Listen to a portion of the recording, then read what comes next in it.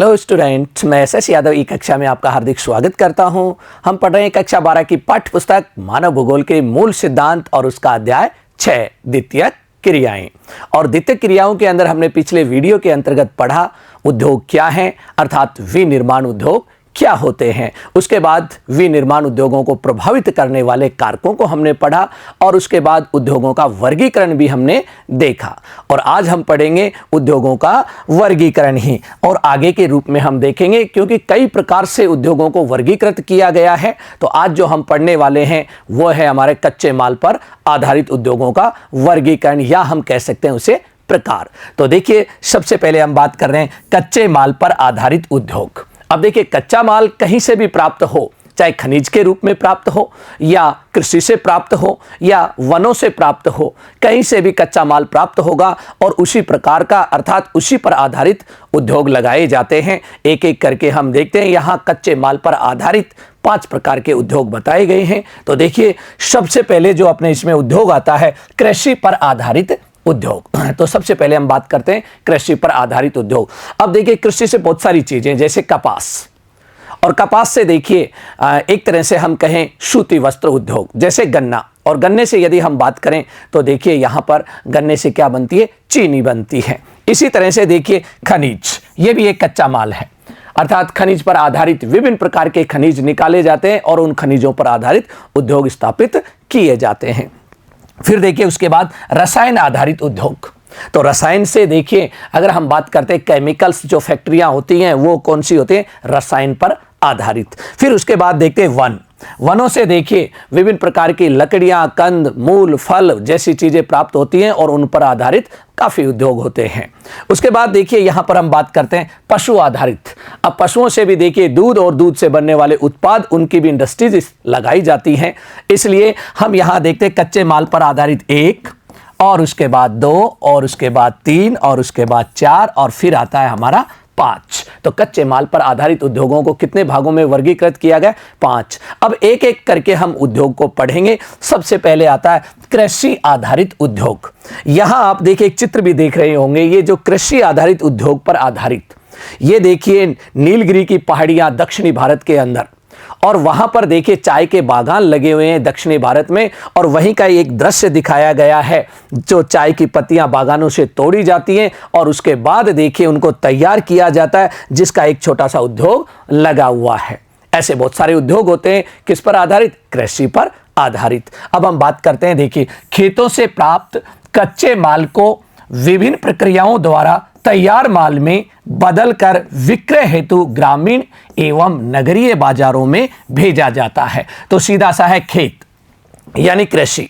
खेतों से देखिए क्या प्राप्त होता है, कच्चा माल, और उस कच्चे माल को तैयार किया जाता है विभिन्न प्रकार के छोटे छोटे उद्योगों में, और कई बार देखिए बड़े बड़े उद्योग भी स्थापित कर दिए जाते हैं, और जैसा कि चित्र में दिखाया गया है। और देखिए आगे प्रमुख कृषि आधारित उद्योगों में भोजन तैयार करने वाले उद्योग, एक तो देखिए जैसे गेहूं, और गेहूं से संबंधित देखिए बिस्किट उद्योग। ऐसे ही और देखिए यहां पर हम बात करें शक्कर, और शक्कर की बात करें तो जिसे हम कहते हैं चीनी, गन्ने पर आधारित। उसके बाद देखिए अचार, और उसके बाद फलों के रस, और उसके बाद आता है पेय पदार्थ, और पेय पदार्थों में देखिए चाय और कॉफी। और भारत के अंदर तो देखिए चाय का उत्पादन सबसे ज्यादा होता है, और उसी के साथ साथ देखिए कॉफी का उत्पादन भी धीरे धीरे भारत के अंदर बढ़ रहा है, और कॉफी उत्पादक देशों में भारत भी देखिए एक अग्रणी देश बना है। उसके बाद आते हैं देखिए मसाले, विभिन्न प्रकार के गरम मसाले, तेल, और उसके बाद देखते हैं वस्त्र। वस्त्रों में यदि हम बात करें तो सूती और रेशमी और जूट पर आधारित उद्योग, तथा उसके बाद आता है रबड़ उद्योग, क्योंकि देखिए जो प्राकृतिक जो रबड़ प्राप्त किया जाता है वो भी किससे प्राप्त किया जाता है, एक तरह से देखिए वनों से प्राप्त किया जाता है। तो ये सारे के सारे कृषि पर आधारित हैं। वनों के जो बागान लगाए जाते हैं और उनसे देखिए हम क्या प्राप्त करते हैं, प्राकृतिक गोंद, रबड़ वगैरह देखिए ये चीजें, और उन्हीं से तैयार किए जाते हैं। उसके बाद देखिए कृषि पर आधारित देखिए एक और शब्दावली आती है हमारी जो पाठ्य पुस्तक में दी हुई है, कृषि कारखाने। अब कृषि कारखाने होते क्या हैं, चलो बात करते हैं इसके ऊपर। कृषि व्यापार एक प्रकार की व्यापारिक कृषि है। कृषि व्यापार को क्या कहा गया है? एक प्रकार की व्यापारिक कृषि कहा गया है, जो औद्योगिक पैमाने पर की जाती है, औद्योगिक यानी उद्योगों के लिए। उसके बाद आता है इसका वित्त पोषण, यानी जो पैसे वगैरह जो होते हैं, प्राय वह व्यापार करता है जिसकी मुख्य रुचि कृषि के बाहर हो। उसके बाद देखिए कृषि व्यापार फार्म से आकार में बड़े होते हैं। क्या होते हैं? आकार में बड़े होते हैं, और इनमें क्या होते हैं? यंत्र लगे होते हैं, इसीलिए यंत्रीकृत, रसायनों पर निर्भर। और देखिए किस पर निर्भर होते हैं? ये रसायनों पर निर्भर भी होते हैं, एवं अच्छी संरचना वाले होते हैं, यानी इनका इंफ्रास्ट्रक्चर भी कैसा होता है? अच्छा होता है। इनको कृषि कारखाने भी कहा जाता है। इस तरह से देखिए कृषि पर आधारित जो कारखाने हैं उन्हें कृषि कारखाने कहते हैं। अगर इनको हम देखें तो देखिए आकार में बड़े होते हैं, मशीनों से काम कराया जाता है, रसायनों पर निर्भर होते हैं, और उसके बाद देखिए उनका संरचना की बात करें तो वो कैसी होती है? अच्छी संरचना होती है। आगे देखते हैं और देखिए खनिज आधारित उद्योग। दूसरे नंबर पर कौन से उद्योग आते हैं अपने इसमें? खनिज आधारित उद्योग। अब देखिए यहां एक खनिज आधारित देखिए उद्योग को दिखाया गया है, और इस चित्र को देखकर ही आप यहां पर देखिए अनुमान लगा सकते हैं कि कौन कौन से खनिज होते हैं और खनिजों का किस प्रकार से दोहन किया जाता है, और फिर उनसे देखिए वस्तुओं का निर्माण किया जाता है। इन उद्योगों में खनिजों को कच्चे माल के रूप में उपयोग किया जाता है। अब देखिए एक बात आती है बच्चों खनिजों की देखिए हम दो भागों में बांटते हैं। एक तरह से हम कहते हैं धात्विक और अधात्विक खनिज। कितने भागों में बांटते हैं? दो भागों में, धात्विक और अधात्विक। धात्विक खनिज वो होते हैं जिसके अंदर देखिए धातु की मात्रा हो। अधात्विक खनिज वो होते हैं जिनमें धातु नहीं पाई जाती है। अब धात्विक खनिजों को भी दो भागों में वर्गीकृत किया जाता है। एक तो जिसमें लोहे की मात्रा होती है तो उसे कहा जाता है लौह अंश खनिज, और दूसरा देखिए धात्विक खनिज जिसमें लोहे की मात्रा नहीं होती उसे अलोह धातु या अर्थात धात्विक खनिज कहा जाता है। इसी वर्गीकरण को यहां पर बताया गया है, धात्विक खनिज उद्योग। अब देखिए लौह अंश वाले धात्विक खनिज उद्योग जिसमें किसकी मात्रा ज्यादा होती है? लोहे का अंश अधिक होता है, जैसे लौह इस्पात उद्योग। अब दूसरे प्रकार के देखते हैं अलोह, जिसके अंदर लोहे की मात्रा नहीं होती, धातु तो है लेकिन लोहे की मात्रा नहीं है, अलोह धात्विक खनिज उद्योग। अब इसके अंदर देखिए एल्यूमिनियम, तांबा एवं जवाहरात उद्योग। ये कैसे हैं? ये हमारे देखिए धात्विक तो हैं लेकिन लोहे की मात्रा नहीं होने के कारण इन्हें कहा जाता है अधात्विक खनिज। आगे देखिए अधात्विक खनिज। अधात्विक खनिजों के अंदर देखिए आता है अपना उदाहरण, और इसके अंदर देखिए जिनमें धातु नहीं पाई जाती, जैसे सीमेंट उद्योग और मिट्टी के बर्तन उद्योग। ये कौन से उद्योग हैं? अधात्विक खनिज जिनमें धातु नहीं पाई जाती। और मैंने बच्चों अभी बताया था धातुएं देखिए दो प्रकार से हमने यहां पर वर्गीकृत किया। लोहे की मात्रा है तो लौह धात्विक, और जिसमें लोहे की मात्रा नहीं पाई जाती है अलोह धात्विक। अब आगे देखते हैं और अगले आते हैं अपने रसायन आधारित उद्योग। किस पर आधारित? रसायन पर आधारित उद्योग। इस प्रकार के उद्योगों में प्राकृतिक रूप में पाए जाने वाले रासायनिक खनिजों का उपयोग होता है। किसका उपयोग किया जाता है? इसके अंदर रासायनिक खनिजों का उपयोग किया जाता है, और इसीलिए इनका नामकरण किया गया रसायन आधारित उद्योग। जैसा कि यहां पर एक आप रिफाइनरी को देख रहे हैं। और देखिए जैसे पेट्रो रसायन उद्योग में खनिज तेल, और खनिज तेलों में जैसे पेट्रोलियम का उपयोग होता है। और देखिए नमक, ये भी क्या एक रसायन है। गंधक, पोटास उद्योगों में भी प्राकृतिक खनिजों को काम में लेते हैं। रसायन उद्योग के अन्य उदाहरण कृत्रिम रेशे बनाना, बहुत सारे देखिए कृत्रिम रेशे बनाए जाते हैं। प्लास्टिक, विभिन्न प्रकार के प्लास्टिक का निर्माण और प्लास्टिक इंडस्ट्रीज होती हैं इत्यादि देखिए इसके अंदर आते हैं। किसमें? अब एग्जाम में आपसे पूछा जाए प्लास्टिक निर्माण उद्योग किसके अंतर्गत आता है, तो हमें करना है रसायन। यदि आपसे पूछा जाए पेट्रो रसायन, और पेट्रो रसायन यानी खनिज तेल, और इनके बारे में पूछा जाए तो ये भी क्या है? हमारे रसायन आधारित उद्योग। आगे देखते हैं अगले प्रकार के, देखिए वनों पर आधारित उद्योग। अब वनों पर आधारित उद्योगों का जैसे ही नाम सुनते हैं तो सबसे पहले हमें याद आती है लकड़ी। और लकड़ी से देखिए विभिन्न प्रकार के क्या बनाए जाते हैं, फर्नीचर। तो एक उद्योग का नाम उभर कर आता है फर्नीचर उद्योग। किस पर आधारित है, वनों पर। जैसा कि आप यहां पर देख रहे हैं, एक आधुनिक उद्योग जो फर्नीचर निर्माण करने के लिए स्थापित किया गया है और इसमें मशीनों का उपयोग काफी किया जाता है। तो देखिए अब हम यहां पढ़ते हैं, वनों से प्राप्त कई मुख्य एवं गौण उपज कच्चे माल के रूप में उद्योगों में प्रयुक्त होती है। जो वनों से प्राप्त देखिए वस्तुएं प्राप्त होती हैं, कच्चा माल प्राप्त होता है, इसीलिए वनों पर आधारित उद्योग कहा जाता है। जैसे देखिए फर्नीचर उद्योग जिसका चित्र दिखाया गया है के लिए इमारती लकड़ी। उसके बाद दूसरा देखिए वनों पर आधारित जो बहुत ही महत्वपूर्ण है आज के जमाने में यदि हम देखें, कागज उद्योग। तो दूसरा कौन सा है, कागज उद्योग के लिए लकड़ी, बांस एवं घास तथा लाख उद्योग के लिए लाख वनों से ही प्राप्त होती है। आपसे एग्जाम में पूछा जाए तो 3 एग्जाम्पल हमारे पास है यहां पर। एक तो फर्नीचर उद्योग, दूसरा देखिए कागज उद्योग और तीसरा लाख।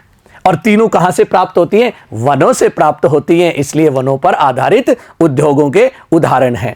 फिर देखते हैं पशु आधारित उद्योग। और पशुओं की यदि बात करें तो आप देखिए इसमें 4 चित्र दिखाए गए आपको पशुओं के लिए। यहां पर देखिए पशुओं से जो प्राप्त होने वाली एक तरह से दूध और दूध से बनने वाली विभिन्न पदार्थ, चाहे पनीर हो, चाहे दही हो, चाहे घी हो, चाहे मक्खन हो, इन सब चीज़ों का निर्माण किया जाता है और उन्हें डब्बों में पैक करके निर्यात भी किया जाता है। और इसके अंदर प्रमुख रूप से देखिए डेयरी उद्योग सर्वाधिक प्रचलन में है। बात करते हैं इसमें चमड़ा एवं ऊन पशुओं से प्राप्त प्रमुख कच्चा माल है। अब देखिए यहां पर जो बताया गया है पशुओं से मिलने वाला चमड़ा, और चमड़े से देखिए विभिन्न प्रकार के उद्योग डेवलप हुए हैं और उन उद्योगों को हम कहते हैं चमड़ा पर आधारित उद्योग। चमड़ा कहां से मिलता है हमें, पशुओं से। उसके बाद आती है बात ऊन। ऊन की यदि हम बात करें तो आपने नाम सुना होगा बच्चों, मेरिनो भेड़, ऑस्ट्रेलिया में पाई जाने वाली जो विश्व फेमस है। और उस भेड़ से देखिए क्या प्राप्त किया जाता है, विशेषकर उससे प्राप्त जो किया जाता है वो है ऊन, और ऊन के लिए सबसे ज़्यादा प्रसिद्ध भेड़ है। तो देखिए वनों पर जो ना अपने पशुओं पर आधारित उनमें से प्रमुख एक तो चमड़ा उद्योग और दूसरा ऊन उद्योग प्रचलन में है।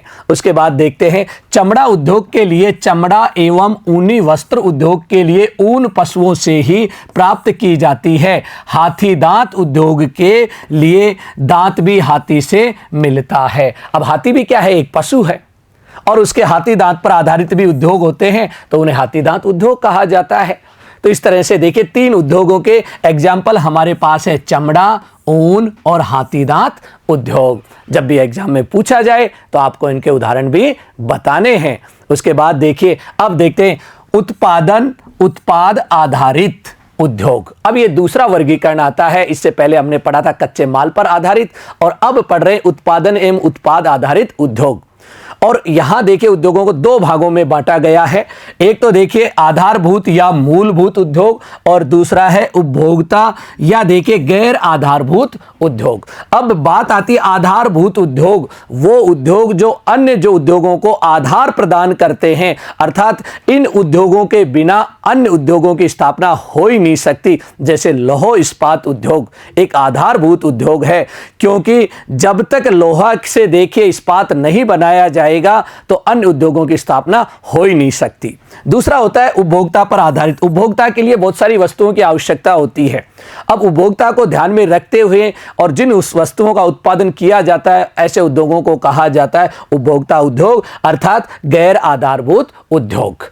अब देखिए हम दोनों को एक एक करके पढ़ते हैं। सबसे पहले देखते हैं आधारभूत उद्योग। आधारभूत उद्योगों की बात करें, देखिए मशीनें एवं औजार निर्माण में लौह इस्पात का प्रयोग कच्चे माल के रूप में किया जाता है। अब देखिए लौह इस्पात अपने आप में उद्योग है, लेकिन अन्य उद्योगों को आधार प्रदान करता है। मशीनरी औजार किससे बनती हैं, लोहे से बनती हैं, और इसीलिए अन्य उद्योगों के लिए क्या बन गए, आधारभूत उद्योग। लौह इस्पात स्वयं में एक उद्योग है। वे उद्योग जिनके उत्पाद को अन्य वस्तुएं बनाने के लिए कच्चे माल के रूप में प्रयोग में लाया जाता है, उन्हें आधारभूत उद्योग कहते हैं। तो सीधा देखिए लौह इस्पात बनाया, लोहे से मशीनें बनाई, औजार बनाए जाते हैं, और इस तरह से ऐसे उद्योगों को कहा जाता है आधारभूत उद्योग। अब आगे चलते हैं, देखिए उपभोक्ता या गैर आधारभूत उद्योग। उपभोक्ता वस्तु उद्योग के ऐसे सामान का उत्पादन करते हैं जो प्रत्यक्ष रूप में उपभोक्ता द्वारा उपभोग कर लिया जाता है। देखिए, किसके द्वारा उपभोग किया जाता है? उपभोक्ता द्वारा सीधा संबंध होता है। उपभोक्ता के लिए देखिए, जब वस्तुओं का निर्माण किया जाता है तो उसे उपभोक्ता या गैर आधारभूत उद्योग कहा जाता है।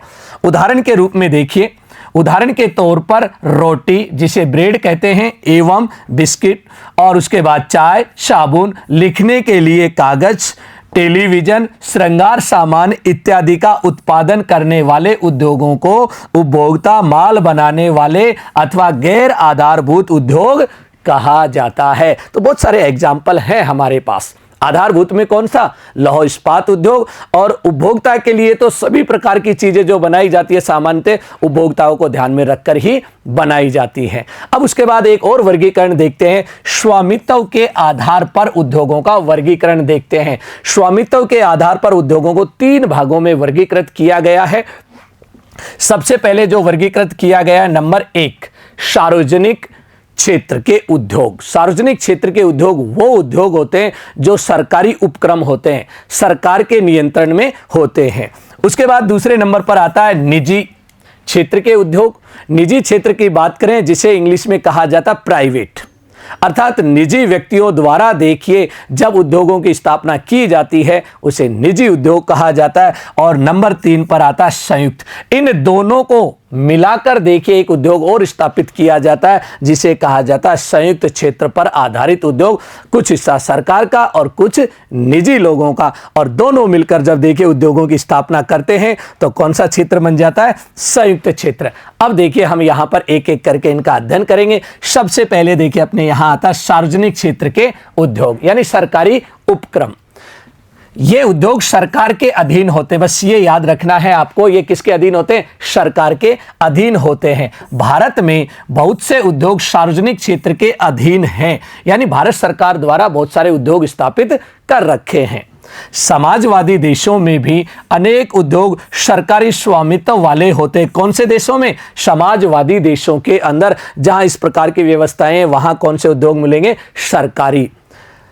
मिश्रित अर्थव्यवस्था में निजी एवं सार्वजनिक दोनों प्रकार के उद्यम पाए जाते हैं। अब देखिए यहां निजी और सार्वजनिक कहां मिलेंगे हमें? मिश्रित प्रकार की अर्थव्यवस्था में, जहां पर दोनों के रूप देखने को मिलते हैं। अब देखिए यहां हम उदाहरण देखते हैं और सार्वजनिक क्षेत्र के उद्योग कौन से हैं। जैसे भिलाई में लौह इस्पात उद्योग भिलाई, और ये एक भारत सरकार का उपक्रम है। और कहां पर देखिए इसे स्थापित किया गया है, तो यदि इसकी बात करें राज्य का नाम है छत्तीसगढ़।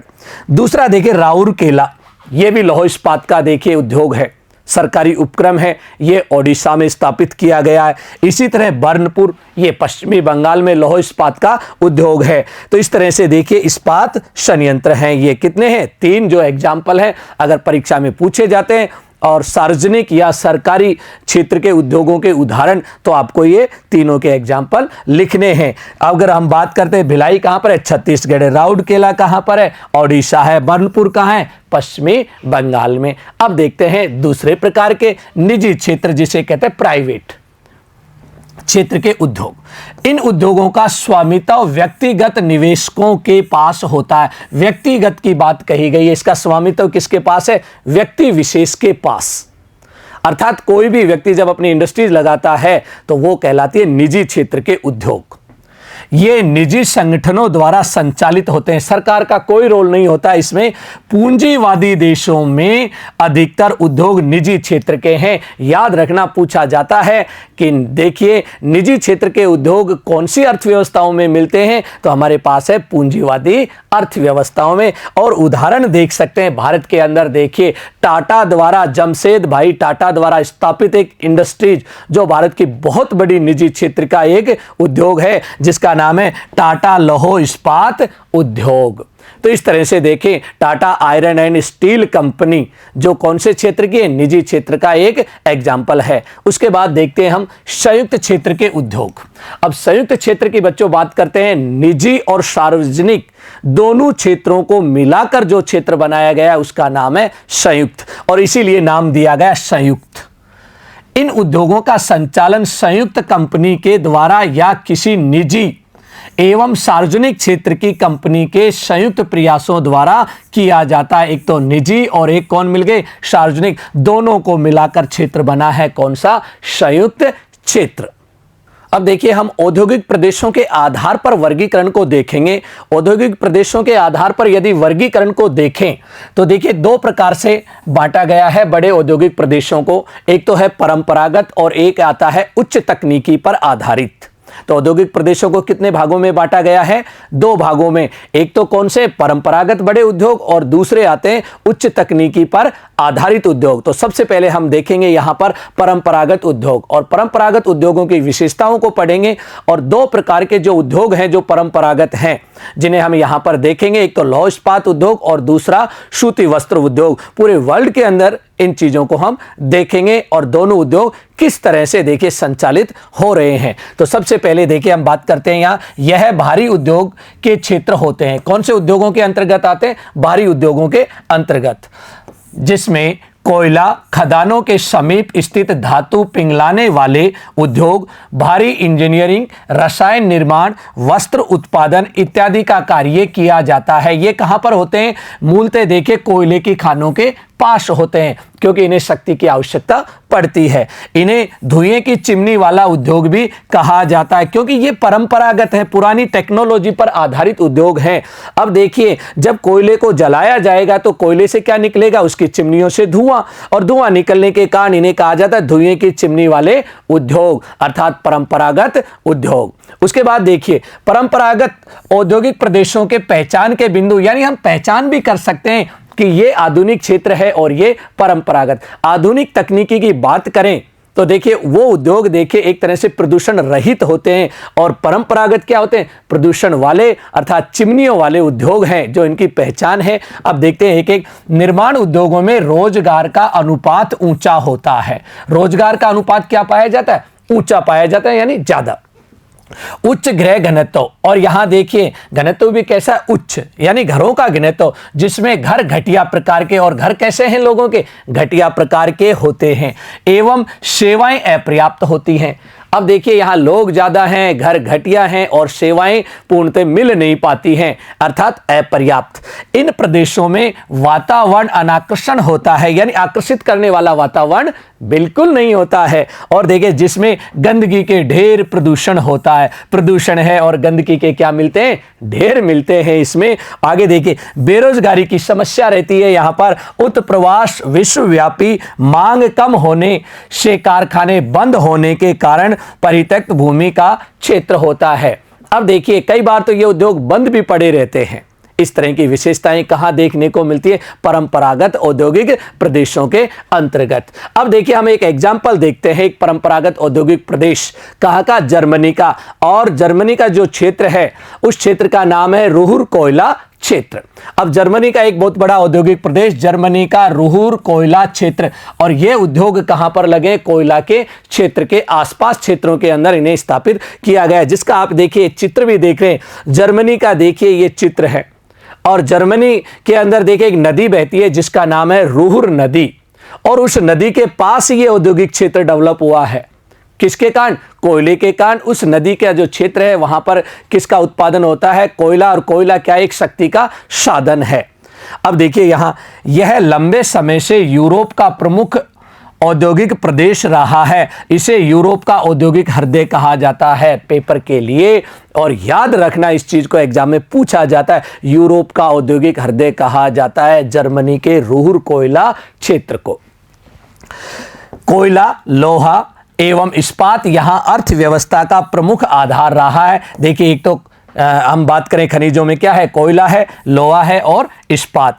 पर कोयले की मांग में कमी आने के कारण उद्योग संकुचित होने लगा है, क्योंकि धीरे धीरे कोयले की मांग में क्या होने लगी, कमी होने लगी, अर्थात कोयले का उत्पादन भी कम होने लगा। आगे देखते हैं, देखिए यहां लौह अयस्क समाप्त होने पर भी जल मार्ग से आयातित अयस्क का प्रयोग करके उद्योग कार्यशील हैं। आज भी उद्योग चल रहे हैं, लेकिन उनका चलने का कारण है वहां एक नदी है, राइन नदी, और राइन नदी के अंदर सस्ता जल परिवहन मिलता है और बाहर से इस्पात को मंगा लिया जाता है और वहां पर अनेक चीजों का निर्माण किया जाता है। जर्मनी के इस्पात उत्पादन का 80% रुहुर से प्राप्त होता है। कितने प्रतिशत? 80। औद्योगिक ढांचे में परिवर्तन के कारण कुछ क्षेत्रों के उत्पादन में गिरावट आई है। तो बहुत सारे क्षेत्रों में क्या हुई? गिरावट एवं प्रदूषण व औद्योगिक अपशिष्ट की समस्या भी होने लगी है। एक तो देखिए प्रॉब्लम्स किसकी होगी? पोल्यूशन, क्योंकि चिमनी वाले उद्योग हैं, और दूसरा देखिए वहां पर उद्योगों से निकलने वाला जो अपशिष्ट पदार्थ है उसका निस्तारण सही ढंग से नहीं होने के कारण उसके भी क्या बनने लगे? ढेर बनने लगे हैं। और देखिए इस क्षेत्र में अब रुहुर के भविष्य की संपन्नता कोयला व इस्पात के बजाय नए उद्योग, जैसे अब देखिए यहां पर नए नए उद्योग भी डेवलप होने लगे हैं, जैसे ओपेल कार बनाने का विशाल कारखाना, नए रासायनिक संयंत्र और विश्वविद्यालय इत्यादि पर आधारित है। और देखिए यहाँ खरीदारी के बड़े बड़े बाजार बन गए हैं। अब देखिए उद्योगों के द्वारा वस्तुओं का उत्पादन किया जाता है तो अगली स्थिति आती है कि उसे बेचे कहाँ, और बेचने के लिए आवश्यकता पड़ती है बाजार की, और बाजार भी यहां बनने लगे हैं, जिससे एक नया रुहुर भूदृश्य विकसित हो रहा है। अब जो बाजार वाला क्षेत्र है वो एक अलग से ही डेवलप हो रहा है। एक तो औद्योगिक प्रदेश जहां इंडस्ट्रीज लगी हुई हैं, और दूसरा जो क्षेत्र बन रहा है बाजार वाला क्षेत्र, जहां पर देखिए उद्योगों से जो उत्पाद होते हैं उनको बेचा जाता है। अब उसके बाद देखिए लौह इस्पात उद्योग देखते हैं हम विश्व में। एक तो देखेंगे सूती वस्त्र उद्योग और दूसरा कौन सा देखेंगे? लौह इस्पात। अब बात करते हैं इसमें लौह इस्पात उद्योग सभी उद्योगों का क्या है? आधार है, क्योंकि बिना लोहे के न तो यंत्र बनते हैं न मशीनें बनती हैं। मशीन और यंत्र बनाने के लिए किसकी जरूरत पड़ती है? लौह इस्पात की आवश्यकता पड़ती है। इसीलिए इसे कहा जाता आधारभूत उद्योग। इसीलिए इसे आधारभूत उद्योग भी कहा जाता है। यह आधारभूत इसलिए है क्योंकि यह अन्य उद्योगों जैसे कि मशीन और औजार जो आगे उत्पादकों के लिए प्रयोग किए जाते हैं को कच्चा माल प्रदान करता है, और इसे भारी उद्योग भी कहते हैं, क्योंकि वजन में भी क्या होता है? भारी होता है लौह इस्पात, इसलिए भारी उद्योग कहते हैं। क्योंकि इसमें बड़ी मात्रा में भारी भरकम कच्चा माल उपयोग में लाया जाता है, एवं इसके उत्पाद भी कैसे होते हैं? वजन वाले होते हैं, भारी होते हैं, इसलिए इसको भारी उद्योग भी कहा जाता है और आधारभूत उद्योग भी कहा जाता है। आगे देखिए पिघला हुआ लौह बाहर निकालकर जब ठंडा हो जाता है तो उसे कच्चा लोहा कहते हैं। तो किसकी बात करें? कच्चा लोहा। और जैसा कि आप चित्र में देख रहे हैं, पहले इसको देखिए एक तरह से क्या किया जाए? पिघलाया जाता है और फिर उसके बाद इसे ठंडा किया जाता है। इसी कच्चे लोहे में मैग्नीज मिलाकर इस्पात बनाया जाता है। अब ये क्वेश्चन पूछा जाए कच्चे लोहे के अंदर क्या मिलाया जाता है जिससे वो क्या बन जाता है? इस्पात बन जाता है। तो कौन सा खनिज मिलाते हैं हम? मैग्नीज को मिलाते हैं ताकि ये कठोर हो जाए, अर्थात इस्पात के रूप में बन जाए। आगे देखिए परंपरागत रूप से बड़े इस्पात उद्योग की स्थिति कच्चे माल के स्रोत के समीप ही रही है। अब देखिए ये उद्योग कहां स्थापित किए गए? कच्चे माल के स्रोत के पास, जहां लौह कोयला, मैग्नीज एवं चूना पत्थर आसानी से उपलब्ध हो जाता है, या यह ऐसे स्थान पर भी अवस्थित हो सकता है जहां कच्चा माल आसानी से पहुंचाया जा सके, जैसे पतन के समीप। पतन का मतलब होता है पोर्ट, पोर्ट यानी बंदरगाहों के समीप भी स्थापित किए जाते हैं। लेकिन सामान्यतः लौह इस्पात उद्योगों की यदि अवस्थिति की बात करें, कहां स्थापित किए जाते हैं? कच्चे माल के पास ही। और कच्चा माल क्या क्या है इसके अंदर? एक तो देखिए अयस्क है लोहा, फिर कोयला है जो शक्ति का साधन, मैग्नीज जो इसे इस्पात बनाने के काम में आता है, और एक है इसके अंदर चूना पत्थर, और वहीं पर इसकी स्थापना की जाती है। आगे देखिए लौह इस्पात उद्योग का पूरे विश्व में क्या देखेंगे? वितरण यानी फैलाव। वितरण का मतलब होता है कौन कौन से देशों में लौह इस्पात उद्योग लगे हुए हैं, उनका फैलाव है। तो देखिए यहाँ उत्तरी अमेरिका, यूरोप एवं एशिया के विकसित देशों में इसका केंद्रीकरण हुआ है। 3 महाद्वीप बताए गए, उत्तरी अमेरिका, यूरोप और एशिया, और विशेषकर इनके विकसित देशों में यह उद्योग लगा है। सबसे पहले देखते हैं संयुक्त राज्य अमेरिका के प्रमुख क्षेत्र। संयुक्त राज्य अमेरिका में कहां-कहां लौह इस्पात के उद्योग लगे हैं? नंबर 1 पर देखिए यहां आता है उत्तर अपलेशियन प्रदेश। अपलेशियन एक पर्वतमाला है जो देखिए उत्तरी अमेरिका के अंदर उसके पूर्वी भाग में स्थित है, और इसके जो अपलेशियन पर्वत है इसके उत्तरी भाग में देखिए लौह इस्पात के उद्योग लगे हुए हैं, इसीलिए इसका नाम पड़ा उत्तर अपलेशियन प्रदेश। और यहां का जो प्रमुख औद्योगिक केंद्र है जिसका नाम है पिट्सबर्ग। कौन सी जगह है? पिट्सबर्ग। देखिए पिट्सबर्ग क्षेत्र का महत्व अब घट रहा है एवं इस क्षेत्र को जंग का कटोरे के नाम से पुकारा जाता है। देखिए विश्व का सबसे बड़ा लौह इस्पात का केंद्र पिट्सबर्ग, आज भी इसकी उपमा दी जाती है। जैसे भारत का पिट्सबर्ग, जर्मनी का पिट्सबर्ग, जापान का पिट्सबर्ग, और पिट्सबर्ग का जैसे ही नाम आए तो बच्चों याद रखना लौह इस्पात का केंद्र कहां पर है। अगर हम बात करें देश की तो संयुक्त राज्य अमेरिका में स्थित, लेकिन आज देखिए इसका उत्पादन घट रहा है, इसलिए इसको कहा जाता है जंग का कटोरा। आपसे पूछा जाए जंग का कटोरा किस औद्योगिक प्रदेश को कहा गया है? पिट्सबर्ग को।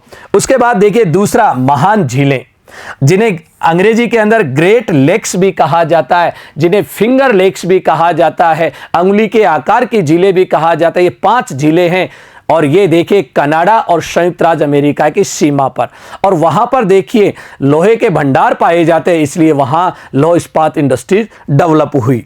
देखिए एक तो शहर है यहाँ शिकागो, गैरी, ईरी, और उसके बाद क्लीवलैंड, लॉरेन, बेफेलो और डुलुथ। इस तरह से ये सारे के सारे क्षेत्र कहां के हैं? महान झीलों के पास के। उसके बाद देखिए तीसरे नंबर पर आता है अटलांटिक तट।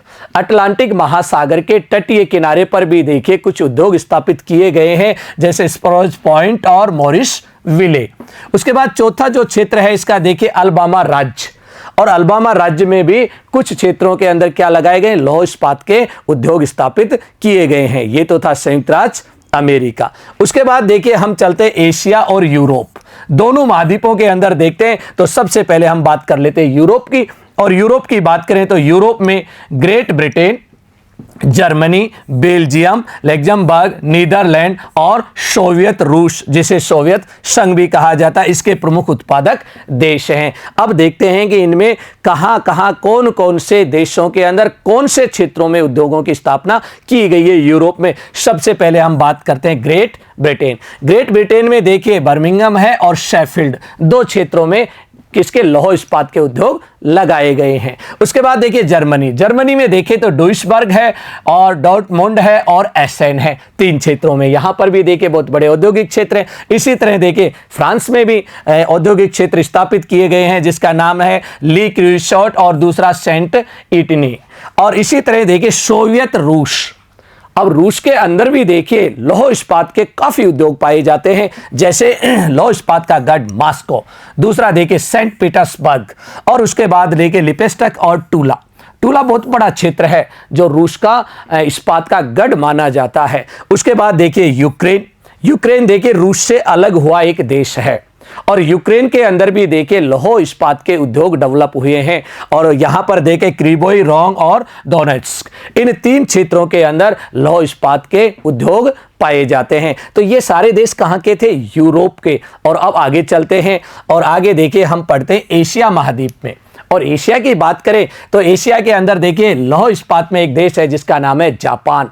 और जापान एक ऐसा देश है जिसके पास लौह इस्पात का, यानी हम कहें उसके पास लोहे का उत्पादन नहीं होता, लेकिन फिर भी वो इस्पात बनाता है, दुनिया से लौह का आयात करके और फिर तैयार माल करके दुनिया को बेचता है। तो देखिए यहां नागासाकी, टोक्यो और योकोहामा, ये 3 क्षेत्र हैं। इसी तरह देखिए एशिया का दूसरा देश चीन। चीन के अंदर देखिए शंघाई और वुहान क्षेत्र हैं।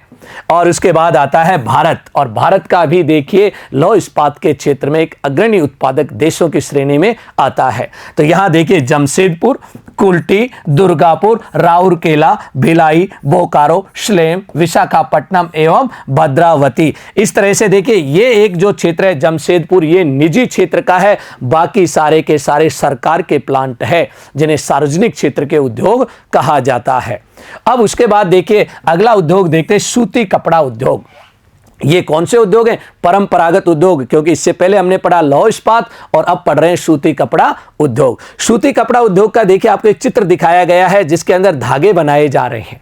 पहले कपास आती है, कपास से क्या बनाए जाते? रेशे बनाए जाते, जिसे हम कहते हैं धागा बनाया जाता है, और धागों से फिर देखिए कपड़ा बनाया जाता है। तो इसकी भी एक तरह से देखिए कई प्रकार से प्रोसेसिंग होती है।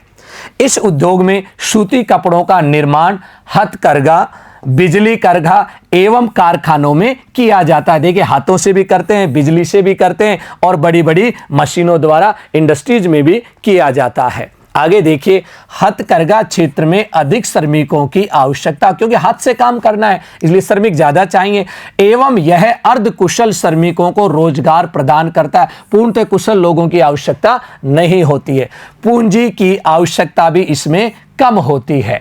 अब देखिए, कारखानों में कपड़ा बनाने के लिए अधिक पूंजी की आवश्यकता होती है, क्योंकि इंडस्ट्रीज तो बहुत बड़ी होती है, कारखाने बड़े होते हैं, तो वहां पर पूंजी ज्यादा चाहिए। परंतु इसमें अच्छे प्रकार के कपड़े का बहुत अधिक मात्रा में उत्पादन किया जाता है। हाथ की तुलना में मशीन से कपड़े अच्छे बनाए जाते हैं। और देखिए, कपास का उत्पादन भारत, चीन, संयुक्त राज्य अमेरिका, पाकिस्तान, उज्बेकिस्तान एवं मिस्र में किया जाता है। ये देखिए क्या है, कपास उत्पादक देश। और ये देश देखिए, या तो उस कपास से स्वयं कपड़ा बनाते हैं या दूसरे देशों को क्या कर देते हैं, निर्यात कर देते हैं। ग्रेट ब्रिटेन, उत्तरी पश्चिमी यूरोप के देश एवं जापान भी आयातित धागे से सूती कपड़े का उत्पादन करते हैं। ये क्या मंगाते हैं, दूसरे देशों से धागे को मंगा लेते हैं और फिर उससे क्या बनाते हैं, कपड़ा। अकेला यूरोप विश्व का लगभग आधा कपास आयातित करता है, क्योंकि यूरोप में कपास का उत्पादन बहुत ही कम होता है, इसलिए यूरोप के अंदर जो सूती कपड़ा उद्योग है वो किस पर आधारित है, आयातित कपास पर या आयातित धागे पर आधारित। उसके बाद देखिए, अब दूसरे प्रकार के उद्योगों को देखते हैं। अब तक तो पढ़ रहे थे हम परंपरागत, और अब पढ़ेंगे उच्च प्रौद्योगिकी अर्थात उच्च तकनीकी पर आधारित। परंपरागत में तो आपने देखे चिमनी वाले उद्योग, लेकिन ये चिमनी वाले उद्योग नहीं है, नई टेक्नोलॉजी पर आधारित उद्योग हैं। ये प्रदूषण भी नहीं करते और साफ सुथरे उद्योगों की श्रेणी में आते हैं। चलो देखते हैं इनकी विशेषताएं। जैसा कि आप चित्र में देख रहे हैं, कुछ लोग बैठे हुए हैं ऑफिस में, देखिए काम कर रहे हैं। ये आईटी क्षेत्र में काम कर रहे हैं, सूचना प्रौद्योगिकी के क्षेत्र के उद्योग हैं ये। निर्माण प्रक्रियाओं में उच्च प्रौद्योगिकी नवीनतम पीढ़ी है। इसमें उन्नत वैज्ञानिक, इंजीनियरिंग उत्पादकों का निर्माण किससे किया जाता है, गहन शोध एवं विकास के प्रयोग द्वारा किया जाता है। संपूर्ण श्रमिक शक्ति का अधिकतर भाग व्यावसायिक सफेद कॉलर श्रमिकों का होता है। यहां जो काम करने वाले लोग होते हैं, रेड कॉलर नहीं होते, ब्लू कॉलर नहीं होते। कौन से कॉलर श्रमिक पाए जाते हैं, व्हाइट कॉलर श्रमिक, जिसे हिंदी में कहा जाता है सफेद कॉलर श्रमिकों का होता है। इसमें साइंटिस्ट होते हैं, इंजीनियर्स होते हैं, साफ सुथरे इनके ऑफिस होते हैं, और ये सूचना प्रौद्योगिकी के क्षेत्र में क्या करते हैं, रिसर्च वगैरह का और कार्य करते रहते हैं। और देखिए, ये उच्च दक्ष एवं विशिष्ट व्यावसायिक श्रमिक वास्तविक उत्पादन नीला कॉलर श्रमिकों से संख्या में अधिक होते हैं। और देखिए, उच्च प्रौद्योगिकी उद्योगों में यंत्र मानव कंप्यूटर आधारित डिजाइन तथा निर्माण, धातु पिघलाने एवं शोधन के इलेक्ट्रॉनिक नियंत्रण एवं नए रासायनिक व औषधीय उत्पाद प्रमुख स्थान रखते हैं। अब देखिए, उच्च तकनीकी पर जो आधारित जो कार्य होता है, वो लोग देखिए अपने कार्य में क्या होते हैं, दक्ष होते हैं, विशिष्टताएं उनके पास होती हैं और उनके द्वारा विशिष्ट चीजों का क्या किया जाता है, उत्पादन किया जाता है। इस भूदृश्य में विशाल भवनों, कारखानों एवं भंडार क्षेत्रों के स्थान पर आधुनिक, ये बड़ी बड़ी बिल्डिंगें नहीं होती हैं, आधुनिक नीचे साफ सुथरे बिखरे कार्यालय एवं प्रयोगशालाएं देखने को मिलती है। इनका क्षेत्र कैसा होता है, साफ सुथरा होता है, और आपने देखे भी होंगे इस तरह के क्षेत्र।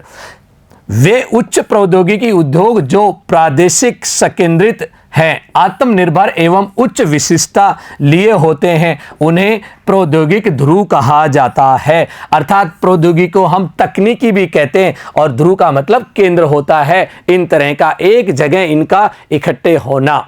अब उसके बाद देखिए, दो एग्जाम्पल आप लोगों को दिखाए गए हैं, और ये देखिए जो उदाहरण है, ये उच्च प्रौद्योगिकी या उच्च तकनीकी के हैं। एक का नाम तो है सिलिकॉन घाटी और दूसरे का नाम है सिलिकॉन वन, और ये दुनिया का देखिए सबसे बड़ा टेक्नोलॉजी का गढ़ है, और जहां ध्रुवीकरण हुआ है, और यहां पर भी देखिए टेक्नोलॉजी और सॉफ्टवेयर, और उसके साथ यदि हम बात करें हार्डवेयर के औद्योगिक क्षेत्र, प्रमुख रूप से तो यहां सॉफ्टवेयर का निर्माण किया जाता है। है और कहां पर मिलते हैं। उदाहरण के रूप में देखिए सैन फ्रांसिस्को। सैन फ्रांसिस्को कहां है? यूएसए में, जिसे हम कहते हैं संयुक्त राज्य अमेरिका, अर्थात यूएसए का एक शहर है जिसका नाम है सैन फ्रांसिस्को के समीप सिलिकन घाटी एवं सिएटल के समीप सिलिकन वन। दूसरा शहर कौन सा है? सिएटल। सिएटल के अंदर देखिए आता है सिलिकन वन और सैन फ्रांसिस्को में पाया जाता है सिलिकन घाटी। और ये दोनों के दोनों क्षेत्र विश्व के सबसे बड़े सॉफ्टवेयर के केंद्र हैं, उच्च तकनीकी पर आधारित औद्योगिक केंद्र। और दोनों एग्जाम्पल है, आपसे पेपर में पूछा जा सकता है। सिलिकन घाटी कहां स्थित है? संयुक्त राज्य अमेरिका के सैन फ्रांसिस्को में। फिर दूसरा क्वेश्चन पूछा जा सकता है आप लोगों से, सिलिकन वन कहां स्थित है? संयुक्त राज्य अमेरिका के सिएटल शहर के अंतर्गत। यहां पर देखिए प्रमुख रूप से किसका उत्पादन होता है? सॉफ्टवेयरों को निर्मित किया जाता है। इस तरह से हमारा देखिए ये जो अध्याय था क्या हो जाता है? समाप्त हो जाता है, जिसका नाम था द्वितीयक क्रियाएं। तो पहले देखिए हमने द्वितीयक क्रियाओं को समझा और द्वितीयक क्रियाओं को समझने के बाद उनका वर्गीकरण किया, अर्थात उन पर आधारित देखिए जो विभिन्न प्रकार के उद्योग थे उनको हमने पढ़ा एक एक करके, और इस तरह से हमारा चैप्टर हो जाता है समाप्त। इसके बाद हम करेंगे अभ्यास प्रश्न, उसके लिए मैं अलग से वीडियो लेके आऊंगा। तब तक के लिए सभी को मेरा नमस्कार।